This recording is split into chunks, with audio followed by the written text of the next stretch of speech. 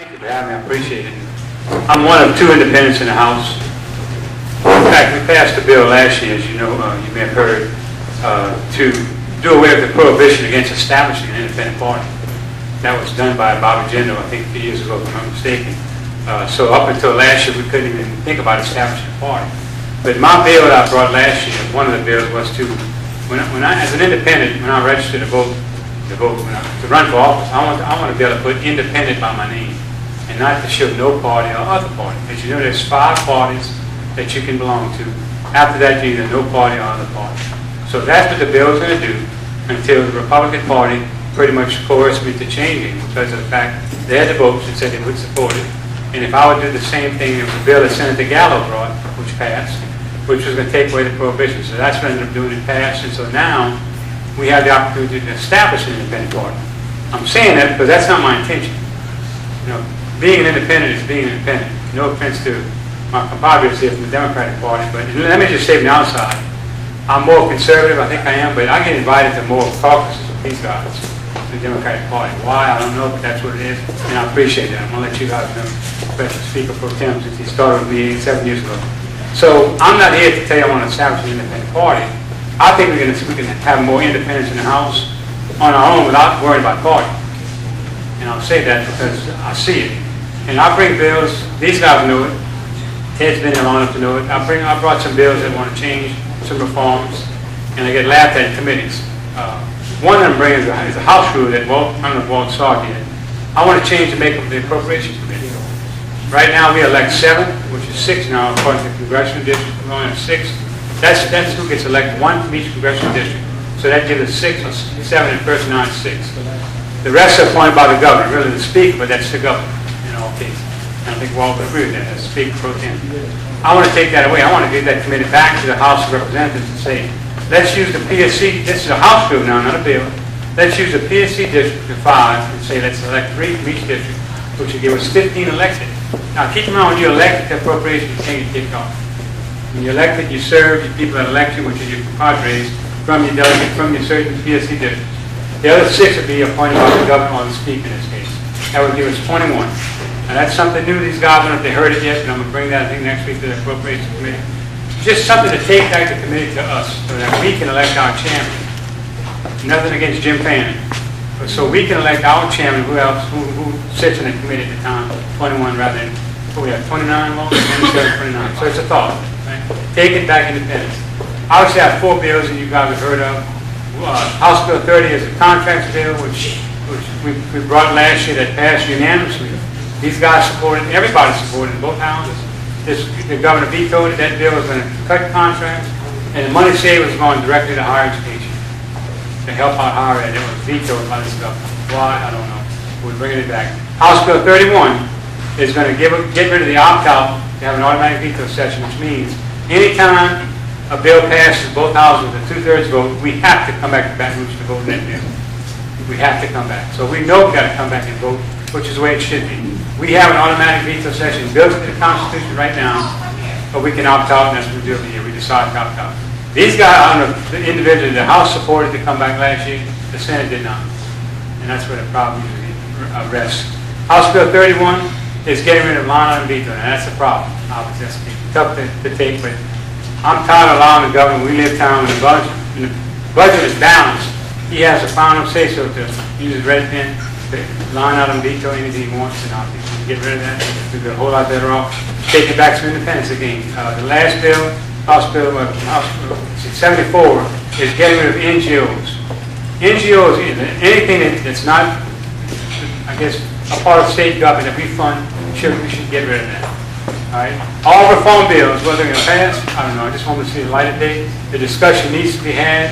It's time we do something to change where we fund higher ed in the state of Louisiana, and that's what I'm trying to do. So I am tired of the package of bills taking back the legislative branch of government. Right now, we don't have that.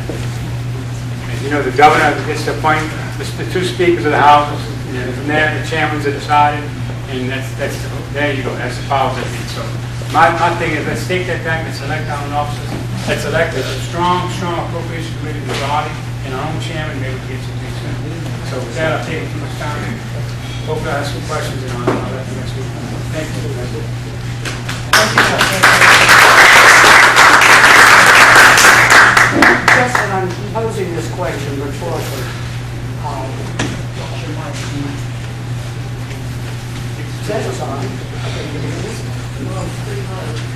John, can you hear me now? Yeah. Okay. I'm asking a rhetorical question as a follow-up to what Representative Richard said, and that is, would you want the President of the United States to have line veto power? If not, why shouldn't the Governor of Louisiana have it? All right, now we're going to switch and go to the pro tem in the legislature, and we'll start with Madam President Pro Tem, Senator Sharon Weston Brunner.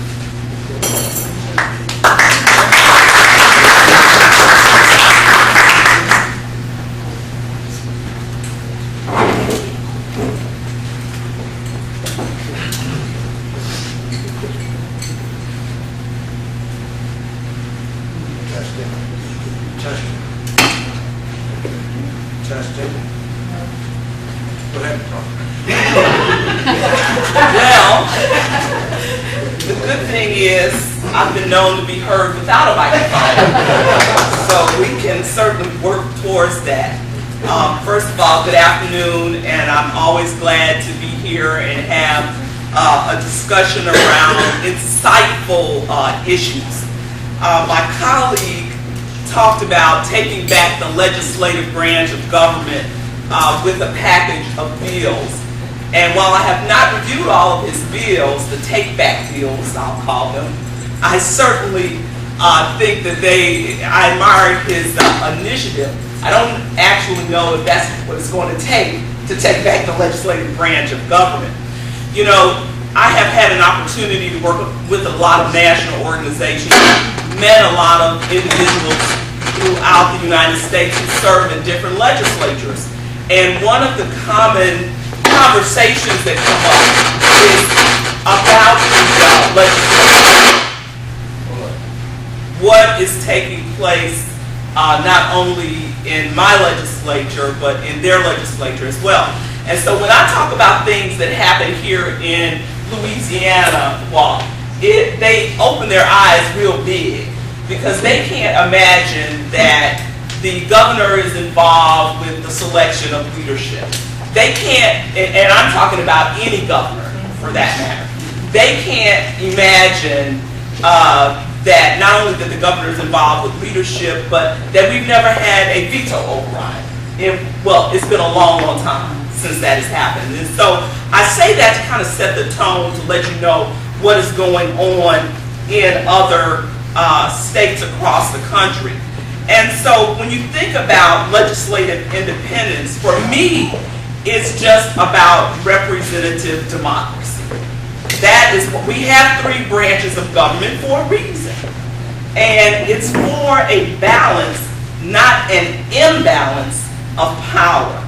And it is critically necessary to provide for substantial political equality, one person, one vote. A good legislature has to be, and I'll say that again, a good legislature has to be relatively independent of the governor. Now you might say, well, Senator Broome, you've been around for a long time. How do you feel about that independence, or how have you been a part of moving towards an independent equation? Well, it's certainly a good question. I think every election cycle we have conversations about legislative independence. Unfortunately, there is not enough political will sometimes among the legislative body to move in that direction. And because this has been taking place, this being the imbalance of powers and the influence of the executive branch over the legislative branch, has been taking place so very long, it's going to take a substantial effort, not only from the legislative body, but guess what? From the citizens, to encourage that legislative independence. Our states benefit from legislative independence because constituencies, of course, are equally representative. One of the concerns that I have too is that when we look at our legislative body, the legislature, our legislature should be representative of our state. And unfortunately, when you look at our legislature, you'll notice that we too have a little imbalance in terms of not really representing the total demographics of the state of Louisiana. When it comes to our state budgets, legislative independence and the coexisting of the different branches is very necessary. And so if you look at all 50 state legislatures made up of elected representatives, and you look at them against the backdrop of Louisiana, you would probably find that we are down on the list in terms of a systems of checks and balances among the three branches of government. And so my encouragement, and I look forward to having some additional conversations with you as we have our panel discussion, is that a lot of the power towards the legislative independence lies in the hands of our citizens, of our constituents. And so making this an issue as constituents, as citizens, helps empower us as we move towards legislative independence and back to the three branches of co-equality. Thank you.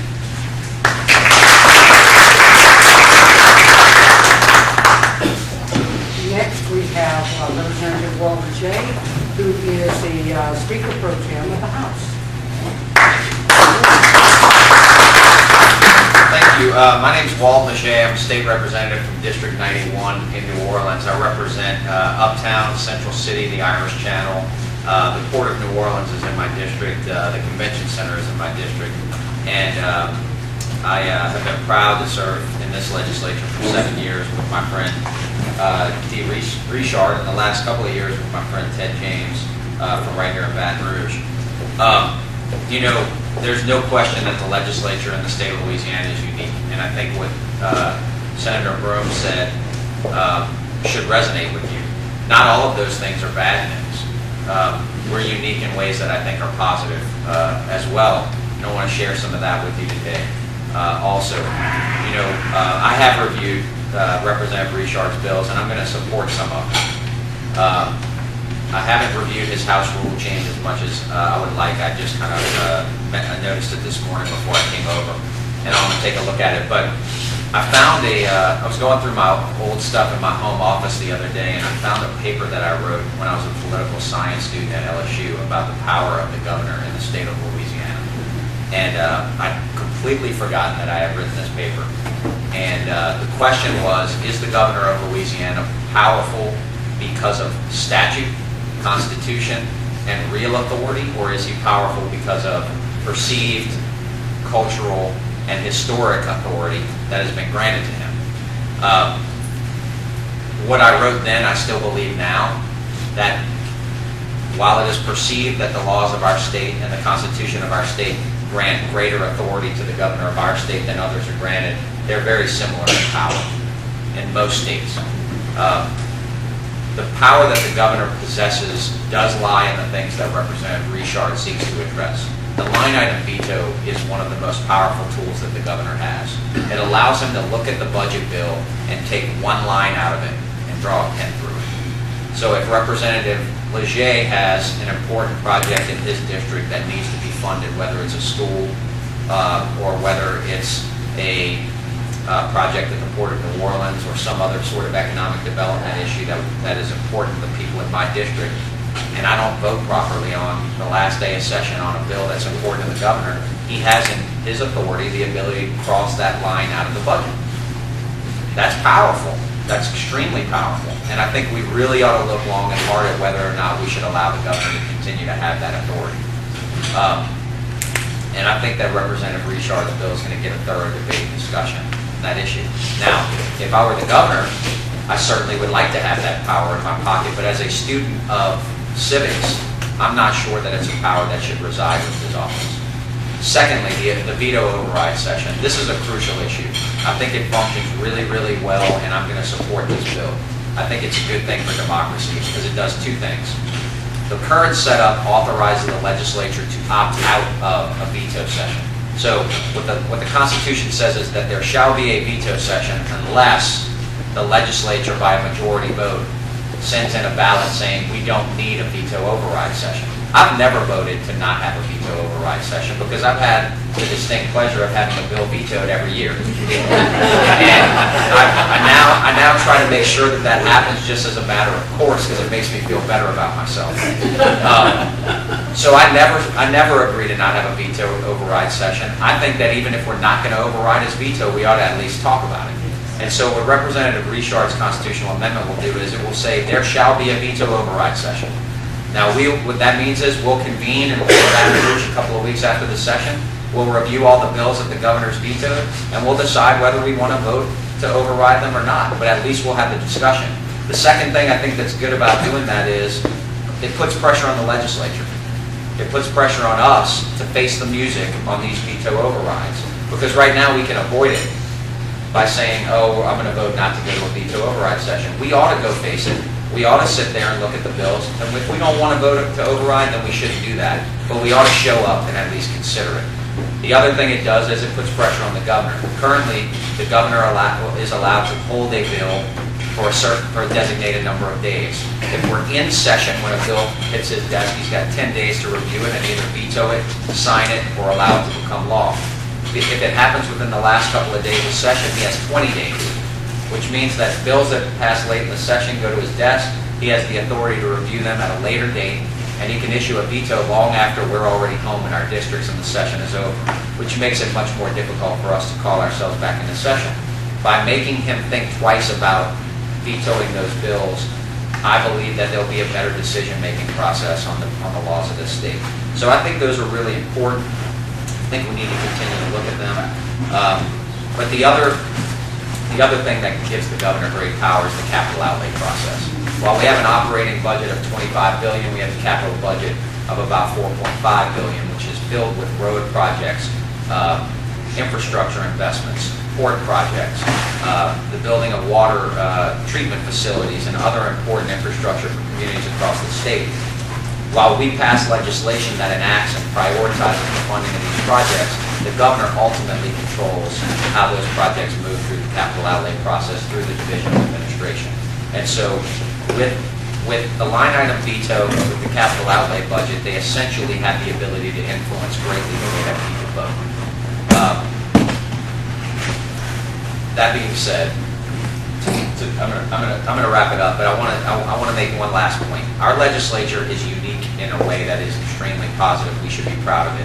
And we've gotten through this issue, many of our issues over the years, because our politics are not that extreme in this state. There are a lot of agreement towards the middle. As a result, we have a Republican speaker, a Democratic speaker pro tem. We have 9 Republican chairmen in the House and 7 Democratic chairmen in the House. You will simply not find a legislative body in the United States of America that has that kind of balance. That's a good thing for the people of this state. It creates an environment where compromise can be had, and we ought to protect that. In other states, it's like Washington, D.C. The ruling party controls everything. We ought to fight against that. Thank you.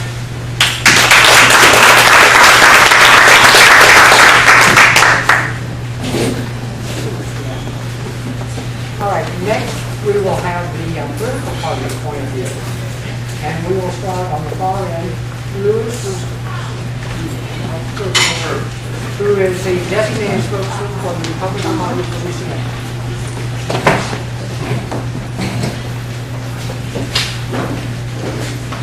Yeah, we still don't have a microphone. We still don't have a Well, microphone. I usually can get mine. Well, thank you, Gina. I appreciate it. Thanks to our legislators for being here today. They're in the midst of all kinds of things. It's really great that you obviously have the ability to get a significant portion of the entire legislature here for a meeting like this. That speaks well of your organization. Right? Well, regarding the subject of whether or not the legislative independence should be a priority, I don't know if there are going to be too many priorities in this session besides one, and that has to do with the budget. But I asked myself, well, should legislative independence be a priority? Well, you know, I thought about it. I actually looked at some Republican programs and part of our fundamentals, and I said, it doesn't really mention very much about that. Why not? And I think it's not because we're not for legislative independence, it's because we kind of automatically assume that legislative independence is a part of our DNA, our political DNA. And so I completely agree with Walt's evaluation that when one looks at the statutory and constitutional background of the legislature and the governor, you surprisingly don't find all that much in the way of enumerated statutory or constitutional power that the governor of Louisiana has that other governors don't. It's kind of interesting. We are between two states where the governor is relatively very weak. Texas has one of the, counterintuitively, it's always one of the president, but counterintuitively, they have a very weak governor. Mississippi has a weak governor. There's a fellow wrote a book, I remember his name, I don't remember the name of the book, Walt probably will, Wayne Carent wrote it. It's about 10 years, a little dated. What's the name of it? Inside the Farm. Free lunch. And he said that he did a thorough evaluation, and he said, yeah, listen to this. A lot of what we regard as the prerogative, overweening prerogative of the Louisiana governor is customary. It's not in the statute. It's not in the Constitution. And so all that, I guess, is on the table really in every session. So, me speaking personally, I don't think there's an official Republican Party position on this, but I'll tell you where this, I think, is coming from. And that's from the ghosts and the Catholic. That's coming from Huey Long and Earl and Edwin Edwards. Because when you talk about an overweening government, you go back, Huey, his memory serves, and Walt, and you guys probably correct me on this. Huey Long became active in Louisiana politics, and I think served as lieutenant governor in the 20s. He was a senator until his assassination. Earl came along shortly thereafter and kind of dominated the late 30s, 40s, and I think he died in 1960 after he just won a congressional election. And Edwin Edwards, and you take these people, and you realize that for a great part of the 20th century, they were in charge of the Louisiana legislature. And Huey, I think, not only is it correct to say that the legislature was a cipher, my God, the governor of Louisiana was a cipher. It didn't matter that branches of government because they were all subsumed and under Huey's power, and they basically were run by a U.S. senator who was in Washington. Earl, the Louisiana legislature, I think, was reduced to cipher for at least parts of the various Edwin Edwards administrations. There were the legislature pretty much did what it was told. Now, we as Republicans are primarily the conservative ball carriers. We are the conservators of the great American tradition of divided government. So we, more than anyone, we don't have a positivist approach that whenever we see a problem, we tell the government to rush into it. We have, in our DNA particularly, we have a baked-in distrust of government. And so I think that when one asks the question of legislative independence, you harken back to the days of Earl and Huey and Edwin Edwards, which did not end all that long ago. And you compare going forward Dave Tring, Buddy Romer, Mike Foster, and Bobby Jindal. I think you begin to see a pattern. You begin to see a pattern. There's no one right now in this room or in this anywhere on planet Earth today thinks that Bobby Jindal is in danger of dominating the legislature for this session. No one. But back up a little bit, take historical perspective, and you'll see that it's no accident that the overweening governors that I think have damaged the political culture, severely damaged the political culture of Louisiana were Huey, Earl, and Edwin Edwards, none of whom I'm not saying politically were Republicans. That's no accident. I'm for legislative independence. Of course, we're for legislative independence. Thank you.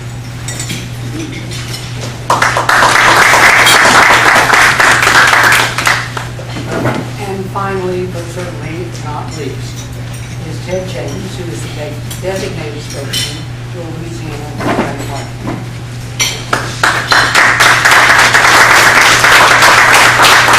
forgot to say, Gina, that they saved the best for last. But thank you for the invitation. In addition to being today the representative of the Democratic Party, I have the honor of serving as state representative for District 101 here in Baton Rouge. I see a lot of my constituents in the building today, and I'm also the vice chair of the House Democratic Caucus. And it's funny, I'll try to answer, this question with both my hats. As the Democratic representative, I'll say we wouldn't have these problems if we had a Democratic government. and I'll say that there's no scarier ghost in the history. When we read Louisiana's history, there'll be no scarier ghost than that of Bobby Jindal. With the destruction that he's done to our public hospital system, the destruction that he's done to higher ed, I believe that his ghost will be one that is a lot more scary than the three mentioned by my counterpart. Say amen. Amen. And I'll also say that Walt talked about the distinct nature of our legislature, and we are unique in the fact that we have a Republican speaker and a Democratic speaker pro tem, and we have all these Democratic chairmen. But with my Democratic Party hat on, I'll say, look at the makeup of those committees. We have Democratic chairmen that don't have the members to defeat legislation or get legislation out. And I will tell you that that's by design. I'll tell you that members, when they haven't voted certain ways, I'm on appropriations. I've been trying to vote my way off of appropriations for 3 years, and I hadn't been kicked off yet. But we've had other members that hadn't been had the same story. They've been removed off of committees. They've been kicked out of departments for votes, and I'll venture to say that is a new practice that is starting with the ghost of Bobby Jindal through our Republican leadership in the legislature. I didn't hear what she told me. Did you give me a time limit? I keep talking. And I'll definitely say that you see this type of retaliation. We hadn't seen that before. I know some of you guys have a better memory of our past governors, but I had the distinct honor of serving under Governor Blanco, and I know she didn't always get her way. But I also know that there were a lot of people that had to look for apartments, that were kicked out of their apartments and lost positions on certain committees. And as far as my good colleague, Lee Richard, we do always invite you to our meetings, and that's the beauty of our party. We're inclusive. When you walk into our Democratic caucus room, you see the diversity of Louisiana. And I know, with the exception of my good friend Senator Guillory, you don't see that type of diversity on the other side. So we're always open arms to anyone, because we know that we don't have all of the solutions, and we rely on your wisdom, Dee, as well as our other independent member of the House, Terry Brown. As a Democratic Party representative with your bills, the first one especially regarding allowing the legislators to vote, the first thing I thought about were the numbers.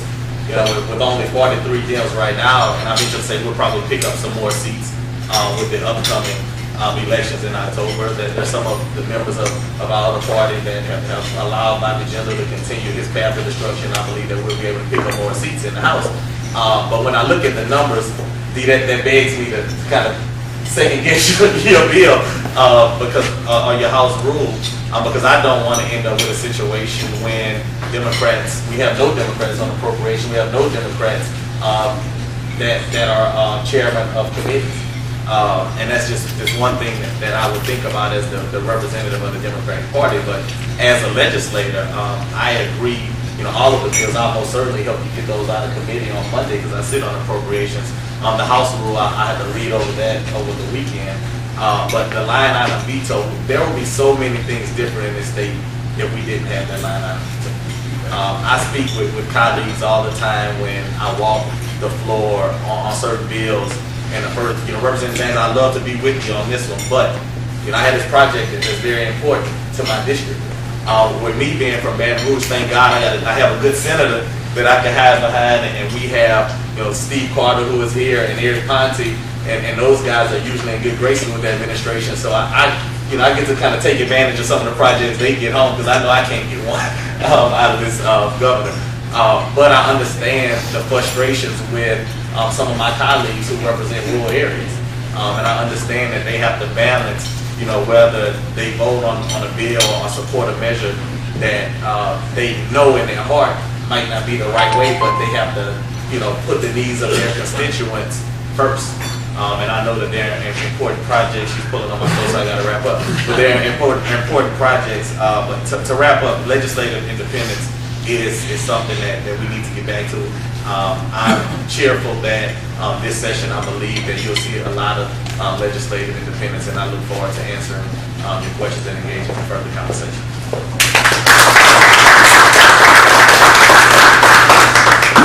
Well, legislative independence is not a unique idea. It started with our founders as a balance of power. It's time for Louisiana to look more carefully into this and from a political aspect. And the presence of the governor, I can think of no better session than to take this issue on now. So I encourage all of you. And now we'll take questions from the floor. I have one more comment that I forgot to make. There's also a Come up here. yeah, sure.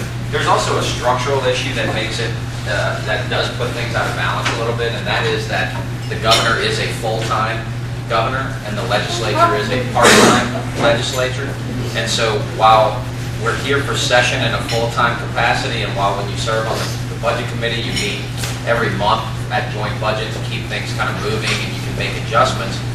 And I think we have tremendous staff at the legislature that's very professional and does an excellent job. But the fact that there is a full-time administration that is operating and executing laws, I think, creates an almost immediate imbalance. Not suggesting that we should be full-time, but I think that if that were the case, you would automatically have some additional balance built in, and you'd have the ability to really drive the creation of your own budget and really, oversee things a lot more intimately. So not an excuse, but just a reality. I think that people want a part-time legislature, and that does create some imbalance that's kind of built in. I got to say something with my Democratic point head on. I think Walt meant to say that the governor is supposed to be full-time.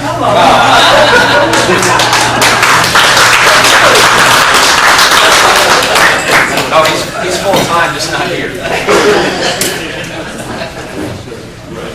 That having been said, are there any questions from the audience? That's an amazing audience. Lawrence, I know you always have questions. Yes? I apologize, I think I was asked to, I don't know, does it do any good to get near that mic? On the line item veto issue, again, I don't think that we have an official position on it. I would say that as a conservative, I like the idea of being able to reduce government costs. And I think that line item vetoes generally do that. I think the governor traditionally has had that here in Louisiana. Probably, depending on how the bill goes, there may be some way to kind of shave the metal there.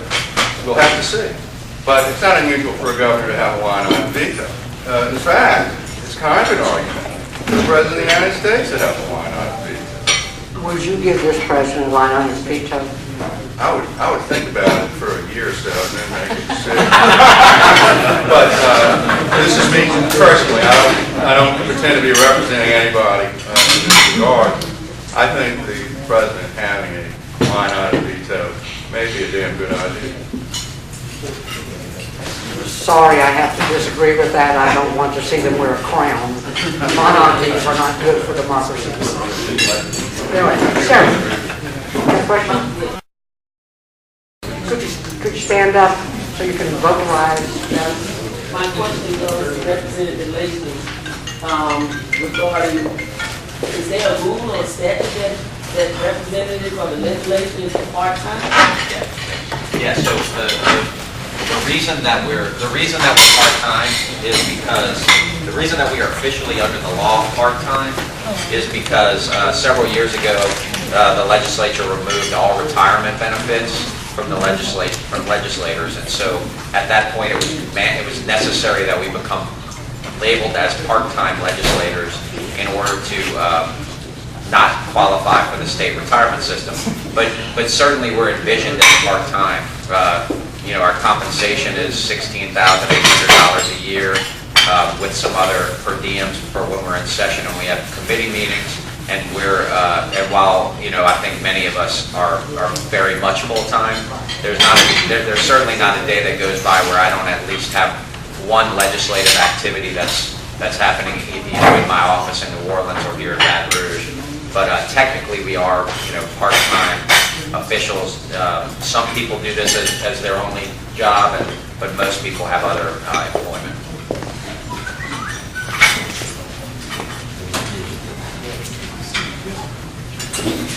Okay, Alfredo? Good afternoon.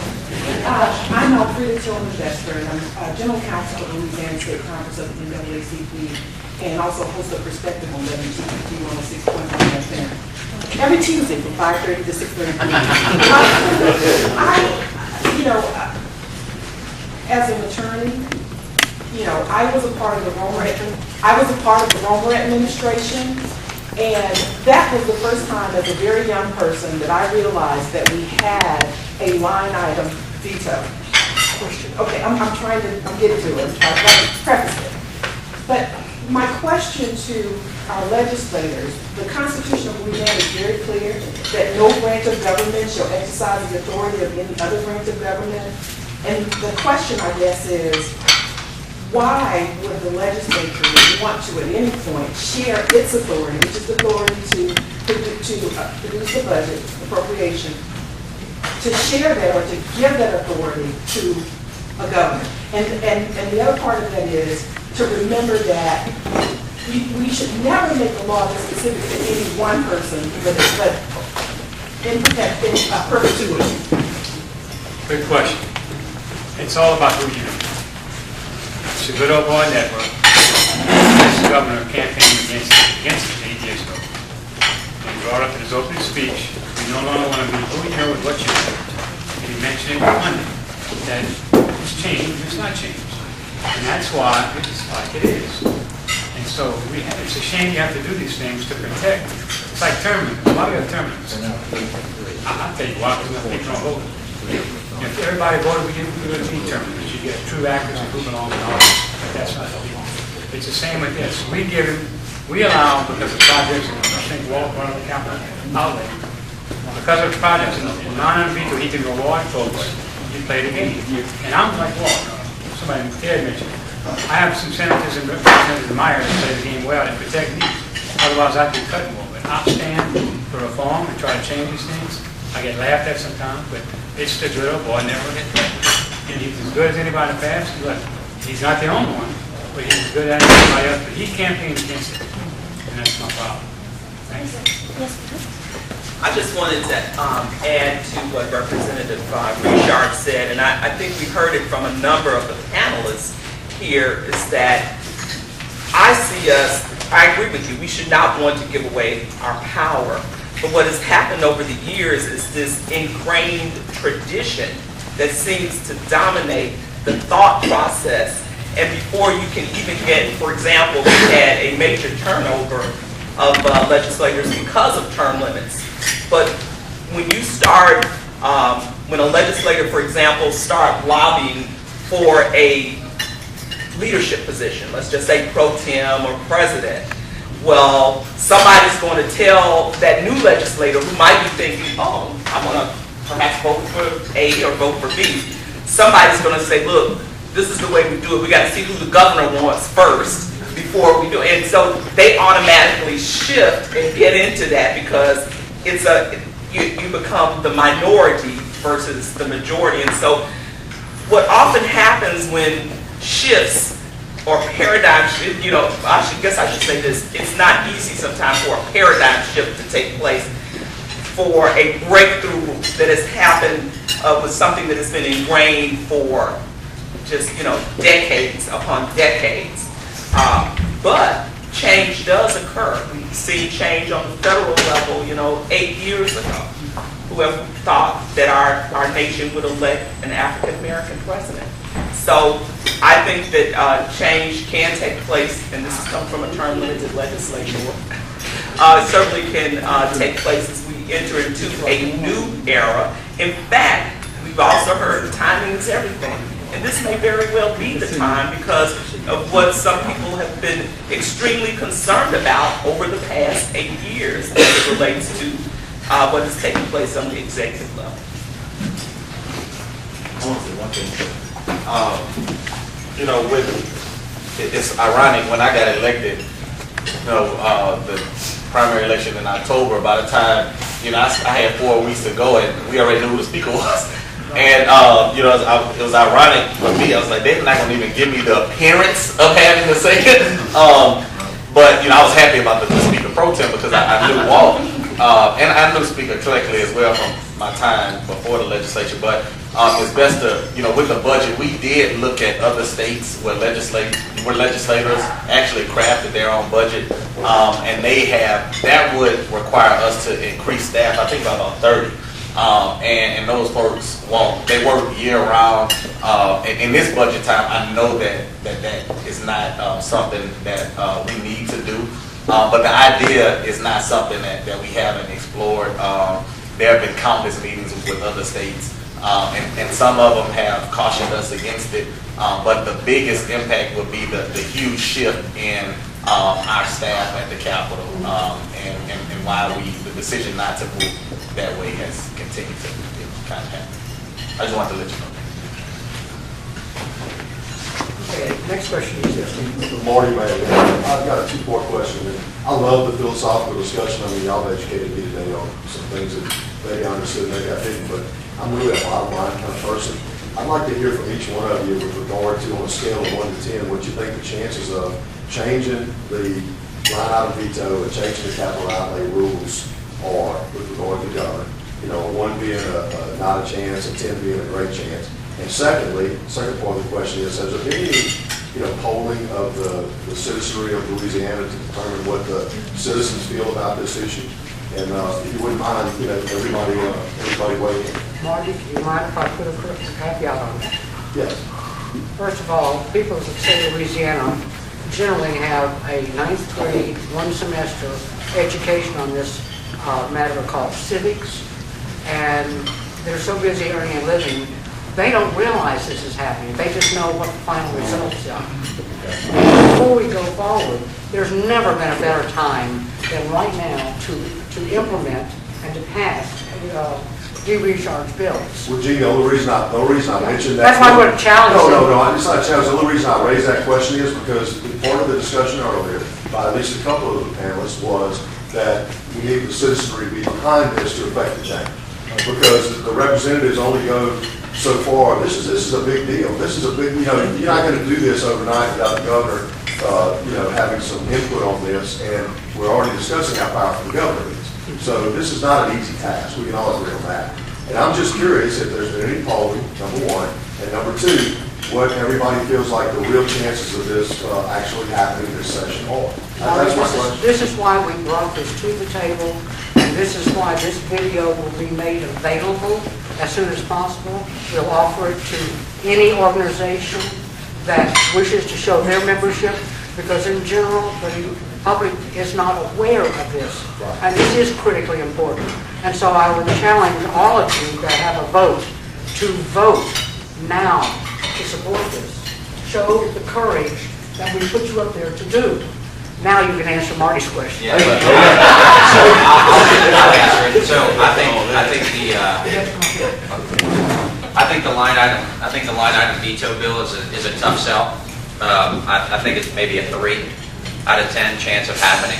But I think we should have a really good debate on it. I think there's no question we should enact the veto session amendment and send that to the people to vote for. And I think there's probably a 7 out of 10 chance of passing that one. What about capital outlay? Is that also? There are some other bills on capital outlay, I think, outside of the recharge package, but I mean. Does it kind of go hand in glove with the line item veto? It goes hand in glove with the difficulty of staffing that's been talked about. When you talk about capital, you have a whole division of administration, Office of Facility Planning, that manages and that runs a $4.6 billion capital program. And so does the legislature need to staff up to be able to fully engage in that process. I think that's probably unlikely. And what happens in other states on budget and capital is when you do that staff up, what happens is the Democrats staff up, the Republicans staff up, and you create a partisan staff, much like they have in DC, and you create the sort of gridlock that's created there. And so there's been a resistance to that. Our staff is independent and responsive to the needs of each member and not political. I would suggest we stay the course on that, but I think there's a very good chance on the one bill. I think there's a harder one on the line item veto. Be sure to differentiate which ones are pass and which ones not. Wish I could talk like that. I agree with Walt 100%, he's probably right. But the capital outlay is important. That's a bill I was going to bring as well. It's too late getting it in. But Kirk Talbot and I think Jay Morris have introduced the same bill I wanted to. And that's something that Senator Robideau brought 2 years ago that came out of the House. Of course, Senator Del Ario put his clamps on it. And therein lies the problem. We all, I think, the press acknowledges how strong Senator Del Ario is on the Senate side. And I don't think Senator Bruce will disagree with that. But that's going to be the key to anything passing. It's the Senate side, not the House side. In fact, we tried to overrule, to bring ourselves back to the session last year to override. We did, in fact, but the Senate was against that. So I'm not speaking for the Senate, but Senator John Laro is strong inside. And why is that so? I can't answer that, but that's something we got to deal with. So that, to me, I think you're right, Walt. What you're saying, the veto session is something that should pass. It's going to have its day in court to get to it should get to the Senate side. The line of veto, I'm not sure about that. So that's the two most important besides capital outlay. You do some of these things, you can control any government, not just this government, but any government in the past and the future. And that to me is our idea, is to take back the branch of the legislative branch, which we give up, which we choose to give up every 4 years. That's how I feel about the citizenry. Does the citizenry understand this issue? I don't think they do. They don't understand how we vote the secret ballot and not to opt out. They don't have a clue we do that right now. So to me, this is something they would default. I don't have to vote. I think they default to do it for sure. Line and veto, you might have some good discussion on that. Senator? I think we're going back and forth on either side. I would just say, you asked about 1 through 10. On a scale of 1 through 10, I would probably say a 5. And I would probably agree with what Walt said. I think the bill that has the greatest chance is the one that automatically calls us back into a veto session. I think we're not forced to do a veto, but we have the opportunity to do one, and it will be in law. So I think that's the one that has the greatest chance of passing.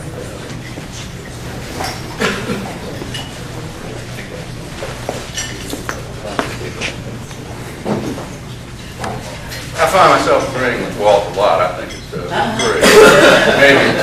I'm very wise. Probably not, but it's certainly worth the discussion. Capital outlay, I'll certainly defer to my colleagues on the legislature.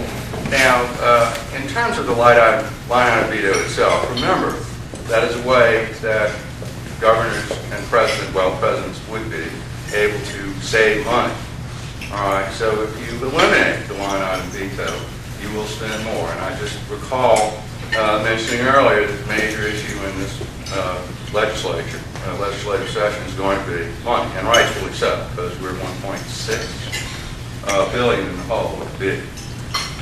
Now, remember, government power works both ways. It works for good, it can work for evil. And eliminating or reducing the governor in terms of power, then you're going to have I think, a very much more responsible legislature. Because I think in the general administration, with the exception of last year, we had mostly balanced budgets. They've always been. Well, been balanced, but balanced with a peculiar spelling. I think we're down 141 million last year. We've had a lot of mid-year cuts, so you've Yeah, got right. So balance, stuff happens. then you come back. Stuff happens. But when you think about it, and the defense of Bobby Kendall is not my purpose, but I will say that under this government we've had multiple credit upgrades. We've had a net in-migration of folks into the state. We had how much worse would our budget, operating budget deficit, general fund deficit be if we hadn't privatized the charity hospital system or cut 20,000 state jobs, stop the automatic pay raise. We would be looking at a much, much bigger general fund deficit than we are. So I think the governor, I'm prepared for the tomatoes, not the rocks. He's done a lot of good things, and we should think about that. So remember, power can be used for good or for evil, and by reducing it, do we end up with a chaotic legislative situation, a chaotic governmental situation, or maybe there's something in between. I do agree this will be a good session to discuss these issues, absolutely. But I think the line item detail is probably not going anywhere. I could be wrong. Thanks.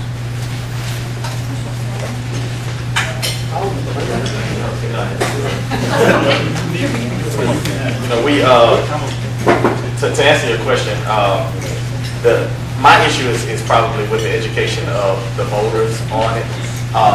Last year, I had a constitutional amendment dealing with rebates, and I mean it was something I don't remember a single person voting against it, but it went down in flames at the ballot, and I think because it had the word taxing. And what we were simply doing, we were trying to honor the Constitution and not pass tax rebates in non-fiscal sessions because they have the same effect as a tax expenditure. And I know when the voters went in and saw the word tax, they were, extremely fearful of it. And then when you have to look at the education piece, I don't know who would invest a lot in the TV ads and the mail pieces that need to go out to voters so they can understand the need of this drastic change. So I'm not as confident in its success at the ballot box. But I have to address all of the good things that the governor has done. Ethics is great and transparency is great, but not in his office. He talked about his second big thing, enormous giveaways. 5 days ago, he called it corporate welfare. The healthcare system, let's not talk about how great that's been for Baton Rouge. Luckily, that we're so close to Our Lady of Lake. Had this luncheon been downtown and someone choked on a piece of chicken, they'll be in great trouble because of the gentle death zone that we created with the hospital, the ER that closed at Baton Rouge General because of these privatization deals, because of his outright refusal to expand Medicaid. Hospitals in Monroe are facing the same troubles as Baton Rouge General. And I would hate for my colleagues in Monroe to have to stand in the shadows of a closed hospital like we just had to do. So I caution, celebrating the quote-unquote achievements of this governor because we'll be undoing a lot of what he's done for us for many, many years.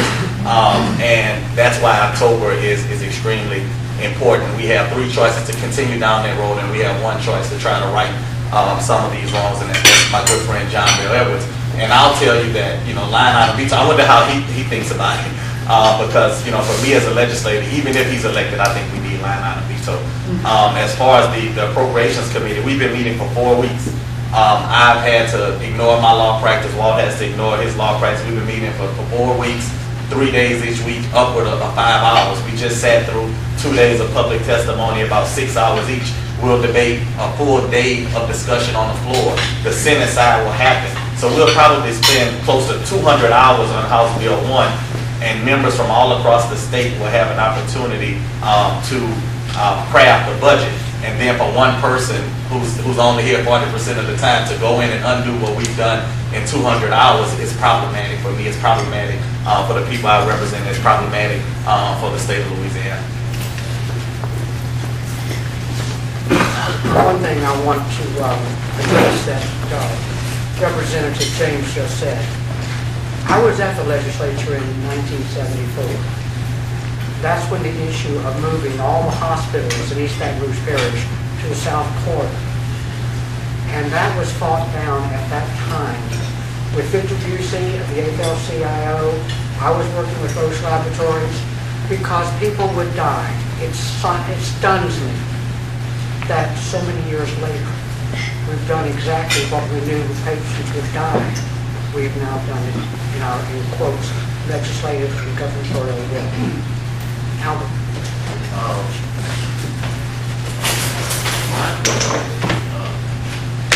some degree in this session, we're going to have a lot of degree of legislative independence. We don't have what other things to do. You know, Iowa and New Hampshire.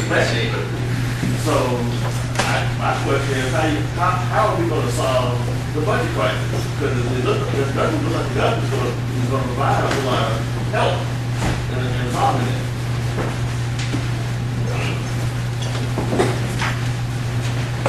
I hate to monopolize, but we talked about, yesterday there were a group of students from all across the state. And of course, nobody wants to cut higher education. I think that this is something that's shared across party lines. But with all of that propaganda, something is going to have to follow, and that's the courage to do what Governor Jindal talked about, and that's reduce some of our tax expenditures. And I know that they are great for economic development, but strong colleges are great for economic development as well. There are several instruments on the table to try to bring revenue back to the state. And my Republican colleagues are going to have to ask themselves a question whether they are committed to the people of Louisiana or Grover Norquist. There are no Democrats that signed this no revenue pledge. And I am honestly sick and tired of the number of times that I've heard this past week, oh, we can't do that. We can't do that. And it's not because you had an outpouring of emails or calls from your district. It's because of some man that's not even registered to vote in Louisiana has told you you can't do it. So the answer to that question is legislators are going to have to come to the table and make the tough decisions. And none of us want to hurt economic development. None of us want to hurt the solar industry or the film industry. But everyone's going to have to come to the table and give a little. We've asked our state workers, we've asked folks in healthcare, we've asked the people of Baton Rouge to sacrifice with only having one hospital to go to. So we're going to have to ask some of these corporations out of the state of Louisiana to give a little bit too in order to get ourselves out of this hole.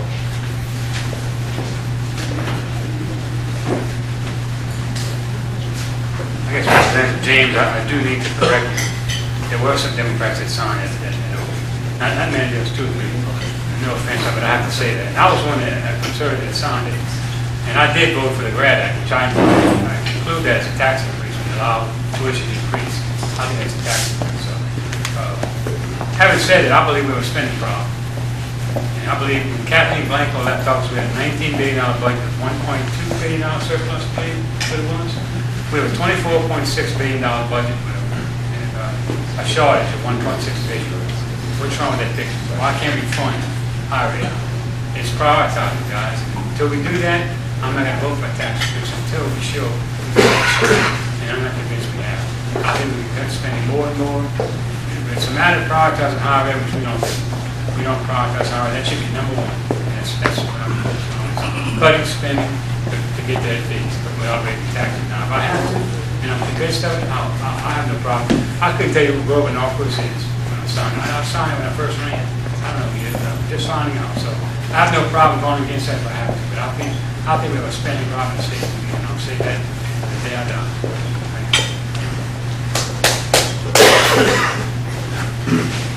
And I would heartily concur with you that we have a spending problem. I know this is it's a painful time.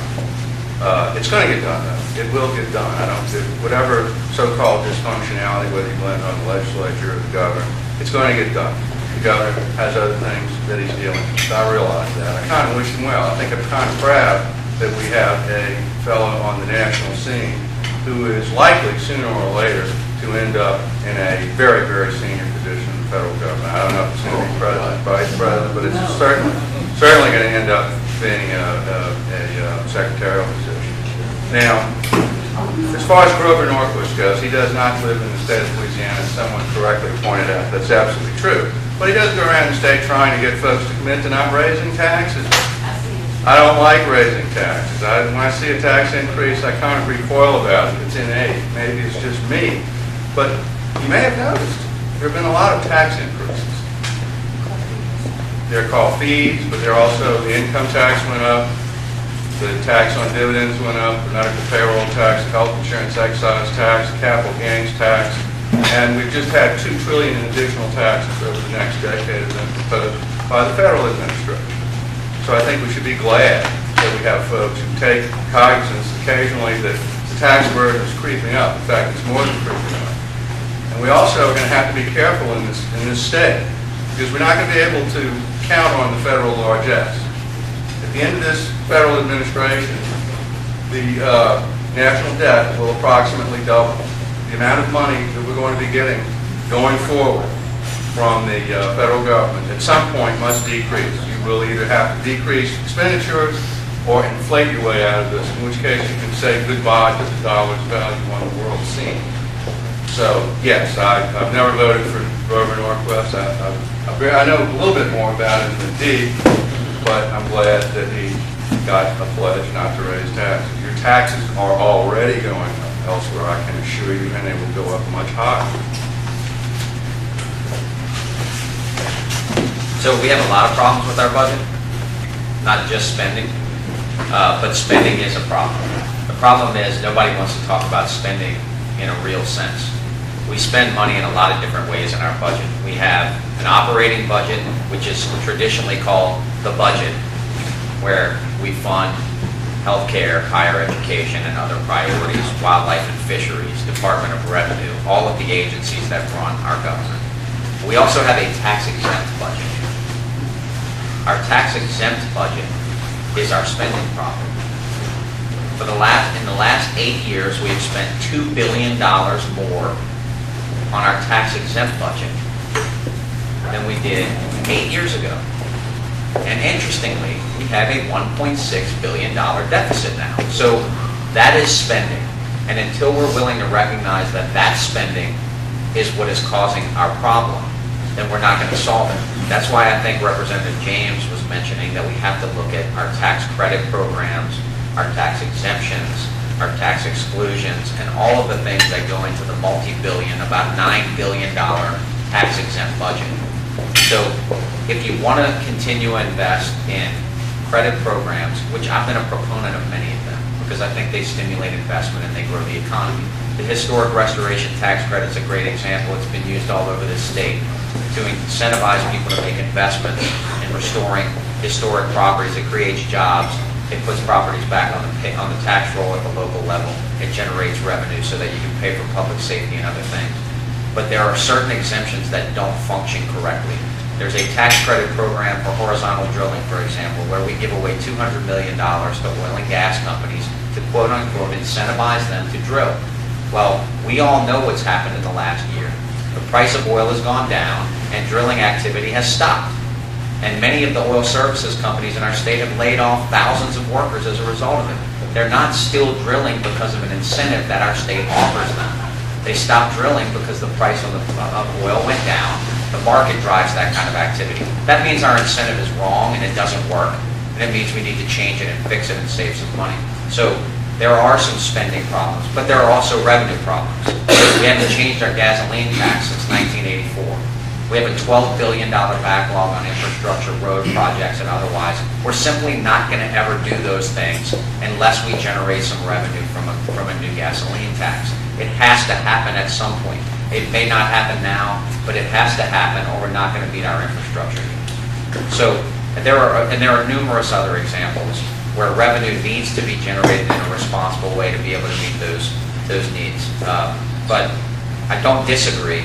It's a matter of, do you spend your money giving it to a business, or do you reprioritize that and spend it on investing in young people at our community technical colleges and our universities so that they can later benefit those same businesses? It's just a matter of priority, and we're going to have to rearrange those priorities to fill this budget gap.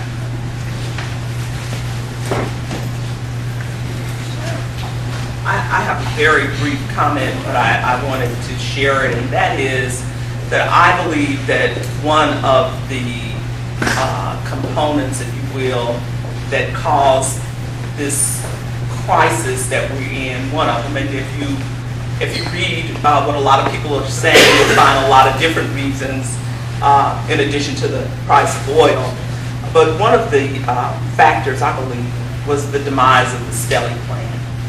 I believe that the Stelly Plan had put us on maybe not the most comprehensive, but have put us on a path to tax reform and generating revenue and alleviating a disproportionate tax burden on the poor. And the first term that the governor was in, I believe it was the first term that, the first year, exactly, the first year, the Stelly plan is eliminated. So in recent conversations that I've had with people who have incomes all over the spectrum, from low to middle to up, many people are pointing to, I'd be even willing to go back to the Stelly plan. So I just thought I'd bring that up. One quick response. Okay. I'll be quick. On the Stelly. Quick questions. Okay. Oh, all right. The Stelly plan, as you may recall, passed. It was a rather major change in state revenues. Passed barely. Generally not a good way to do things. It was a 51-49. A lot of folks had reservations about it at the time, and as the provisions started to kick in, the middle class and the so-called wealthy began to react adversely to it. Now, it was not the general administration that started diminishing the Stelly plan. It was the Blanco administration, which got rid of the itemized tax deduction. And so it was being tinkered with before Bobby Jindal got anywhere near the governor's mansion. It is a punitive tax. It caused some loss of business to Texas and other places where they had lower taxes. That's all there is to it. And by the time it was repealed, I don't want to mention any names, but I think it was a unanimous repeal. There was no one, we're talking about a few $100 million a year, I believe, so I don't think this is... About 500. I've heard 300, I've heard 400, I've heard 500. But it would not instantaneously resolve this issue. So there were a lot of folks who, at the end, were against Stelly. It was not a Republican plot to diminish the state's finances and create a structural deficit. The legislature agreed on that. And Bobby Jindal, by the way, his first reaction to the Stelly plan repeal was, how y'all going to make up the difference? He said that. He said that, and I think one of the big folks arguing to get rid of Stelly, one of the early folks, was John Bell Edwards. And Jindal did, when it became apparent that there was a massive discontent with Stelly, then Jindal signed on to the repeal. That's how Stelly was repealed. I don't want to blame anybody. Why didn't he veto it? Like he vetoed the transparency bill? I'm not sure that veto might have been overridden since there was unanimous, that may have been the first gubernatorial veto. I think the truth is we repealed the income tax portion of Stelly, and I think there's a little misconception on this, and everybody kind of talks about that being the start of all the problems. What we did was we repealed the income tax portion of the Stelly plan, but we didn't tinker with the other pieces of it, and so we've left a hole that we didn't fill up. And at the time, we had $1 billion surplus, and people felt like the economy was going to continue to grow. In 2009, the economy across the nation crashed. We should have come back in and repaired that damage at the time, but there was no way to do that under the scenario that this governor has laid out for us with a pledge that he made to a man that lives in Washington, D.C., to not raise taxes, not ever, no matter what. I've worked with these people at Americans for Tax Reform. I consider them to be brilliant political strategists. They have set up this false system that makes it extremely difficult to negotiate on fiscal matters, and I give them a lot of credit for it. I didn't sign this pledge. I don't criticize the people who did, except to say that it's interesting that they have changed, that even they in Washington have changed their procedures and analyses on how tax cuts, tax expenditures, and otherwise are treated. It's actually fortunate that they have changed and been so malleable, because it will give us an opportunity to balance our budget this year. Had they remained true to where they had been for the last 7 years, we simply would not be able to do it. But they've created some space for some political maneuvering that will allow us to get there. But I think we should go back in this session and look at what we repealed. The Democratic members of the legislature at the time offered a different proposal than the one that actually passed, but our amendments failed. It would have been much more, our tax cut would have been more favorable to working people than to the upper echelon of earners. The real hardship about that cut was that it amounts to about a $500 million hole in our budget, and it essentially returned about $800 to somebody who earns $1 million a year in our state, and about $25 to someone who earns $30,000. So there's not any person who's ever come to me and said, thank you so much for giving us the largest income tax cut in the history of the state of Louisiana. They just said, why can't you fund higher education? So we need to fix that at some point. I think at some point we will, but certainly it was a mistake. And Walt mentioned it, and it's, still is one of the issues on the table. There's a Representative James in Baton Rouge who has two bills, House Bill 262 and House Bill 553. And there are several other members of the legislature, and I suspect that Stelly will be a huge part of our discussions when we start to debate how to pull us out of this hole. And I remember I knew that the Blanco comment was coming up, but I was on her staff at the time, and her administration did move the ball a little bit, and then Jindal just kicked it all the way down the field. Those are things that at the time the legislature supported, and this year hopefully we'll make some changes.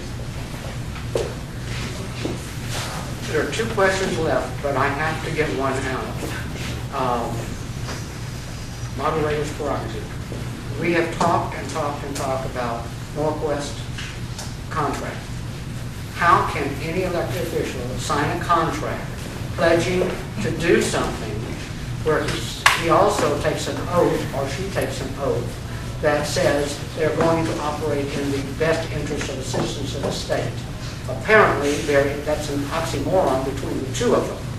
Now, how does one legally do both?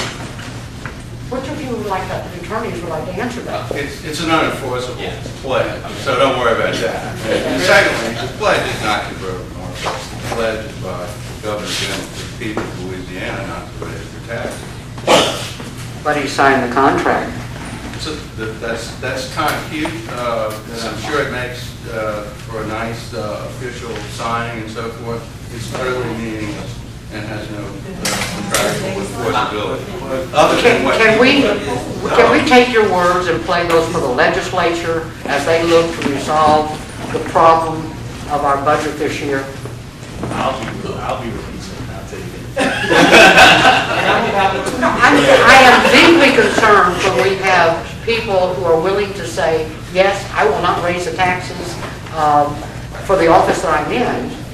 So where do people go into this? I'm not interested in political rhetoric. I'm looking for I think an the hope. truth, there was a president once who said, read my lips, no new taxes. And so I guess what maybe they thought was, we better get it in writing. Okay. Speaking as an attorney, that's all I'm saying. It is an unenforceable It's an contract. unenforceable contract. It's symbolic, and, That's the truth. Yeah, I think it's important to a lot of people, but it has no official binding legal relationship. But the pledge is not to Grover Northwest, it's to you, the people of Louisiana. Bill, our newest member, please ask your question. You talked about tax credits and taxing, additional gas taxes, etc.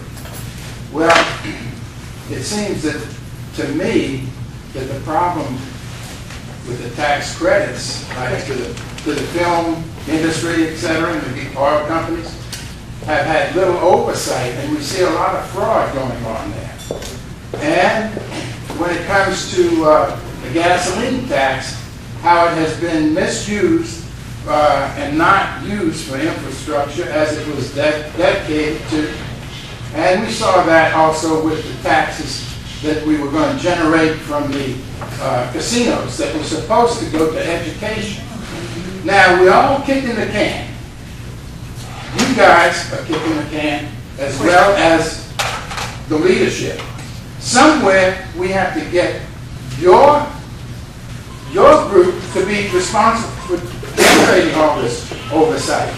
And maybe it is with the veto item, you can't get that, but with the recall legislation, I think you really need to push that more than anything else. And then we can see you all being accountable and not blaming it on the governors or the administrators. And What's your question, Bill? the question is, do you think that's viable? Do you think you will be able to get this callback session? Yeah, Tito, I think it's gonna pass. I'm gonna support it and try to get it done. I mean, I think it's important because of what you said. The fact of the matter is, the governor's laid out a framework for this budget to be negotiated in. We are gonna try to put a budget together that works. But what we know is that if it doesn't meet with his approval, then he will veto it, and we are unlikely to override it. And so, unless we put that in place, I think it's gonna continue to have, you're gonna continue to have not enough leverage to get what needs to be done. John, do you have a very short question? These people have made a commitment only till now. Yeah, I want to get back over and change some things. But just kind of track on something here. The paper this morning, there's a complaint in there about raiding the trust fund. And $418 million had gone since '05 to the state police. They're not included in a budget, they just raided the trust fund. I added that up, my little dumb head. That's over $40 million a year going to the state police. They just have to ask for money, and it comes out of the trust. We don't want our bridges and roads running, because we use it for everything else. So the trust fund authorizes there to be expenditures out of it for state police for quote-unquote traffic services, and that they've interpreted that to mean all state police services. And so essentially, we funded their budget by using some of those trust fund dollars, and it has exacerbated the problem. 40-some million a year. That's basically how they've been funded. That's essentially the bulk of their budget. But Mike didn't That's just one thing. That's right. All right, can we please give a nice warm round of applause?